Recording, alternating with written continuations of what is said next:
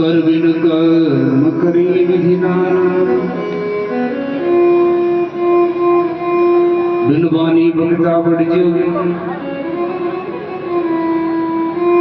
इनके शरीर नहीं था, हाथ नहीं थे, पैर नहीं थे, बिना पैरों के ही चलते थे, बिना कानों के सुनते थे, बिना मुख के खाते थे, बिना नेत्रों के देखते थे, बिना मुख के बोलते हैं, वाणी नहीं है जिनके फिर भी बोलते थे। ऐसे महादेव प्रतिष्ठित थे जिनको अविनाशी कहा जाता है। निराकार परब्रह्म परमात्मा अखिलेश्वर जगत के कारणभूत ऐसे महादेव थे बिल्कुल निराकार, जिनका कोई आकार नहीं है, उनको शिव कहा जाता है। उन निराकार परमात्मा ने एक बार मन में विचार किया कि मुझे एक हो जाना चाहिए। अगर मैं ऐसे ही रहूंगा, शून्य ही बना रहेगा, एक भी नहीं रहेगा, तो मुझे जगत के कल्याण के लिए, जगत की रचना करने के लिए एक हो जाना चाहिए। उन भगवान महादेव ने हजारों वर्ष तक जो निराकार स्वरूप थे उन्होंने चिंतन किया, ध्वनि मात्र का। वो निराकार एकाएक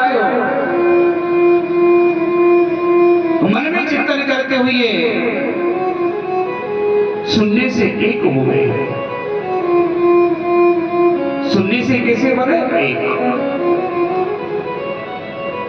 उनका एक बनने की प्रक्रिया भी कुछ अलग है। पहले ध्वनि मात्र थी जिसको नाद कहा जाता है। नाद भगवान महादेव है, ध्वनि को ही नाद कहते हैं। और वो भगवान महादेव है, बिंदु शक्ति है। जो भगवान महादेव नाद स्वरूप में उनकी शक्ति ही बिंदु है। तो भगवान ने कहा मुझे एक हो जाना चाहिए। ध्वनि दौड़ती है, जैसे वायु दौड़ती है, यहाँ की वायु दौड़ करके वहां चली जाती है, ऐसे ध्वनि भी दौड़ती है। जैसे वायु दौड़ती है, कभी कभी आपने देखा होगा ना, वायु दौड़ करके कई ऐसे क्षेत्र में चले जाए जहां वायु बाहर में निकल रही हो तो वहां गोल घेरा बन जाता है, इसको चक्रवात कहा जाता है।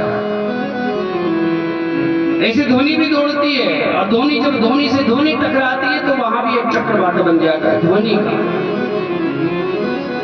और उस ध्वनि के चक्रवात को ही बिंदु कहा जाता है। नाद जिसको ध्वनि कहा जाता है, और उसी ध्वनि से जो बिंदु बना उसी को ही आदि शक्ति कहा जाता है। वो परंबा है, वो जगदम्बा है। तो शिव से बिंदु का प्राकट्य हुआ।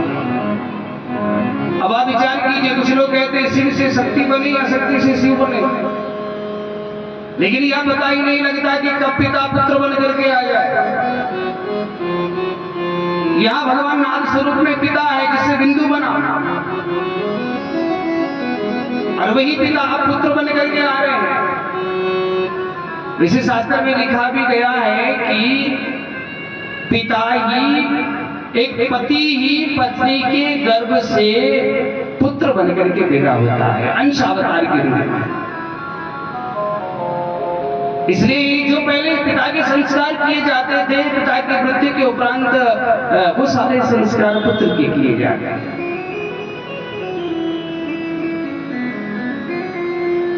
तो यहाँ नाद से बिंदु का प्राकट्य हुआ। बिंदु जब गोल घेरा बन गया,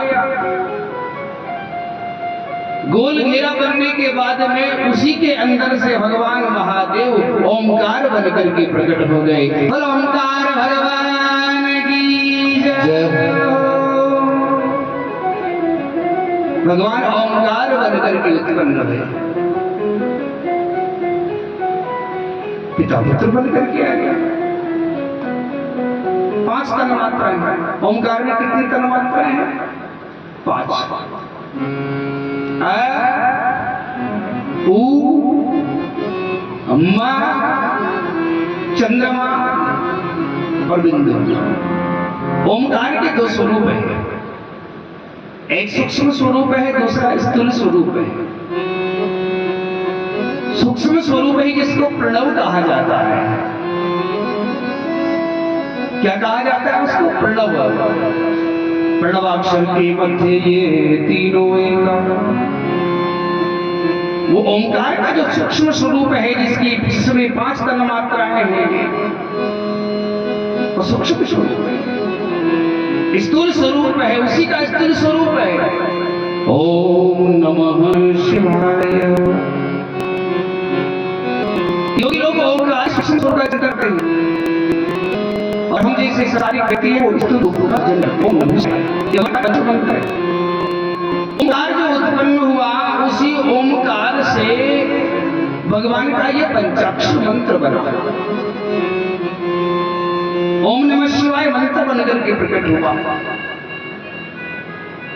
उसी ओंकार से फिर ओम पंचाक्षर मंत्र के बाद में गायत्री मंत्र का प्राकट्य हुआ। गायत्री मंत्र के बाद में उसी ओंकार से महामृत्युंजय मंत्र की उत्पत्ति हुई। उसके बाद में फिर 4 वेद प्रकट हुए, फिर भाग बनता गया अलग अलग 14 विद्याएं प्रकट हुई। ओंकार भगवान का साक्षात परात्पर पारब्रह्म स्वरूप है, बीजाक्षर है, सारे मंत्रों का बीज है, सृष्टि का बीज है ओंकार।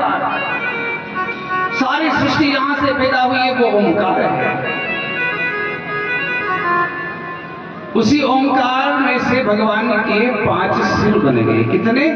5 तन्मात्राओं से भगवान के 5 सिर बने। भगवान ने कहा था मुझे एक बन जाना चाहिए। अब भगवान पहले शून्य थे, अब एक बनेंगे। सारी